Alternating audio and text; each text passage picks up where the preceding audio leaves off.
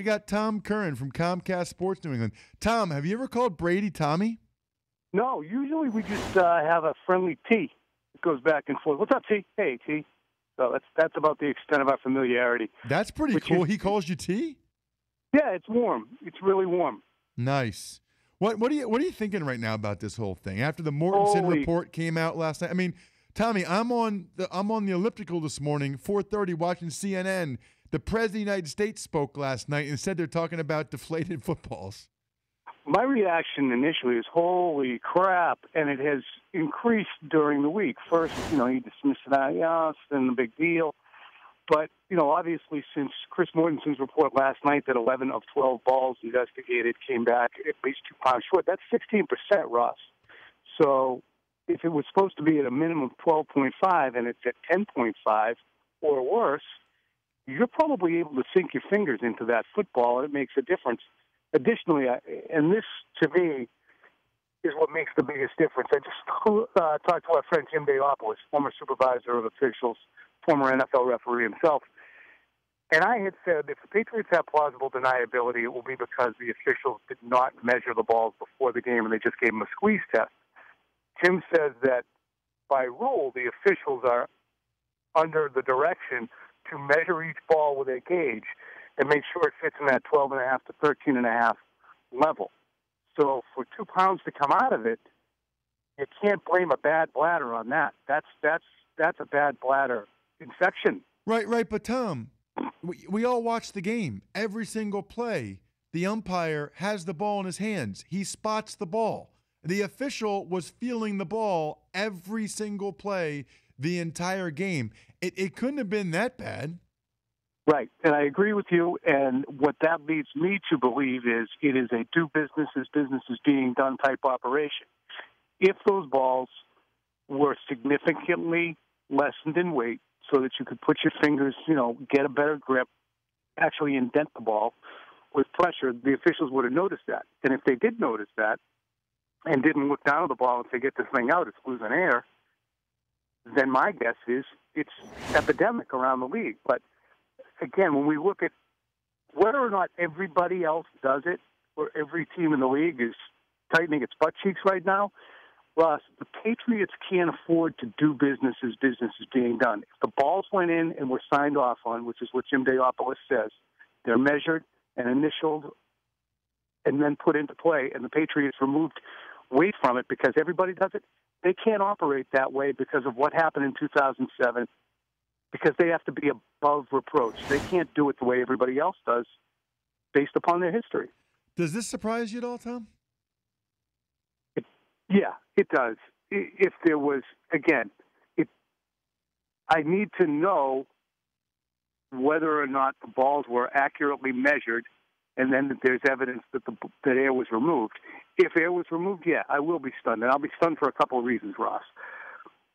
The Patriots since 2007 had to go through, were dragged through fire and broken glass after Spygate, which I really equated to, a jaywalking ticket, and they got charged with a felony. That didn't help the brand. It embarrassed Robert Kraft, and probably didn't help the relationship with the owner.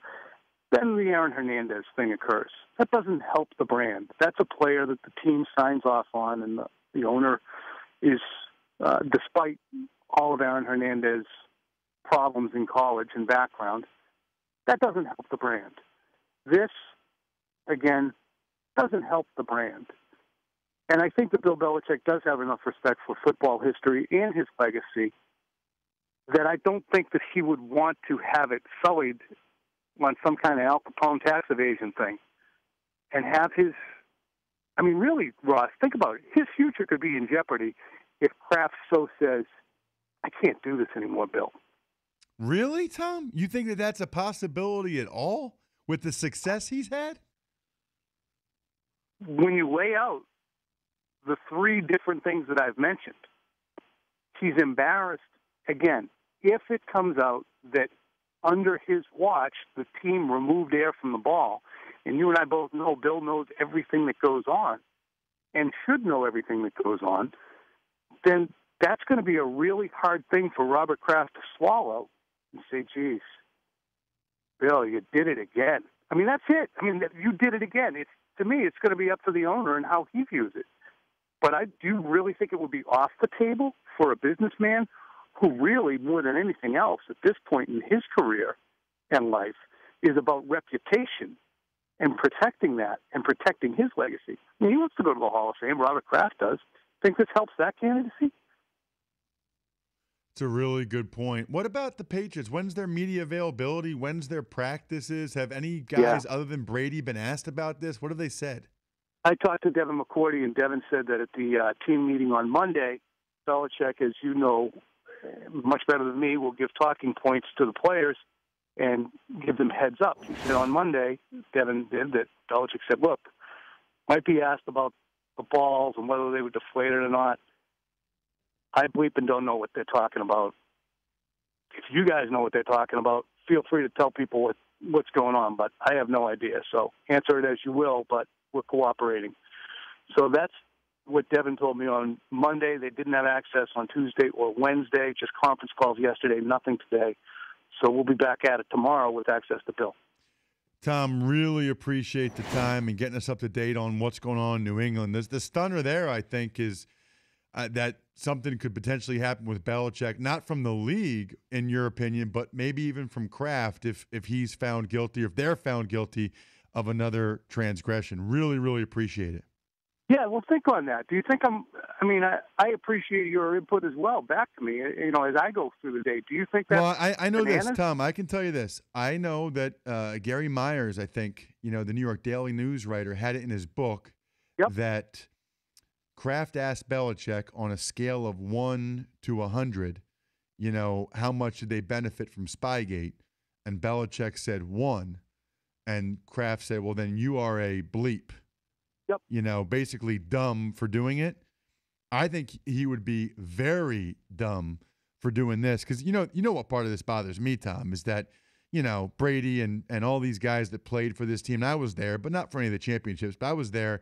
There's a lot of people that are always going to hold this stuff against them when I think they really are that good and they really are deserving of a lot of praise. There's going to be a large segment of the people that are always going to say, this is why they've been good. I don't believe that to be the case. I mean, they smoked the Colts on Sunday. Tommy, I got to get out of here. Thanks, man. All right. Take care, Russ. There he is, Tom Curran from Comcast Sports New England.